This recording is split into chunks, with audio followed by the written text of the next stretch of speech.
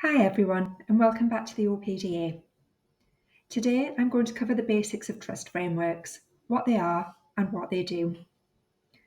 At their most basic level, trust frameworks give us a safe way to share data and to give permissions for our data to be used. They're based on a set of governance, technical and security standards and process rules that all participants agree to follow to deliver their services. Consumers consent to share their data, and the parties providing or sharing the data are verified and connected in a secure and consistent way. These common data and service standards, along with technical trust and governance checks, make sure that trust is enabled between parties and it's a safe and secure way for everyone to share their data. So without getting too technical, I'm definitely not a techie. A trust framework just makes it easy and safe for us to access the data that we need from an authenticated provider, and then to control how that data is shared with a firm who's been accredited with the right permissions to use that data. In a trust framework, only verified providers and accredited firms can take part. The framework itself holds all of the common rules and the standards that everyone has to use.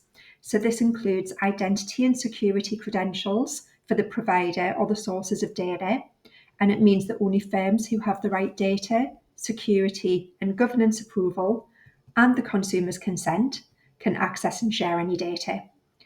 This means that we put customers in control of accessing and sharing their data and make it safer and more reliable to share data with firms who meet the highest standards. Credentials are really important so that we can show where data came from and where we can find it.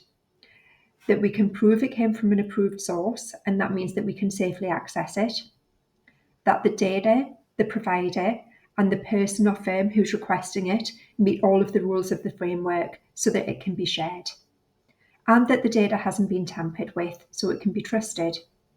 In a trust framework, all of this evidence is wrapped up in a digitally verifiable credential. So that means it doesn't need to be checked manually, and then we can establish trust between framework participants. The UK was the first country to use a trust framework for banking. So most people aren't familiar with the term open banking, but it's used by 10 million people and businesses every year.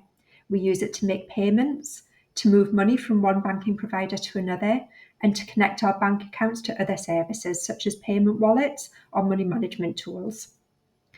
Finance trust frameworks now facilitate the exchange of current account, payments, and other financial data to be shared by banks with third parties that we choose all around the world. And trust frameworks are also now used in other areas, including government, digital identity, for energy, transport, and in the NHS. At OPDA, we're so committed to making sure that data is safe and secure for consumers to access and for them to share with trust across the industry that we're leading the work to create the first trust framework for property data. Creating the standards for data sharing, those credentials, and strong governance means that everyone in the industry will need to meet the highest standards of digitised data, technical trust, and security, so consumers can rely on the firms who meet those standards. If you'd like to know more about the work that we do on data standards and the work that we're about to do on trust frameworks, then please watch our technical schema and trust framework introduction. Thanks for watching, and see you next time.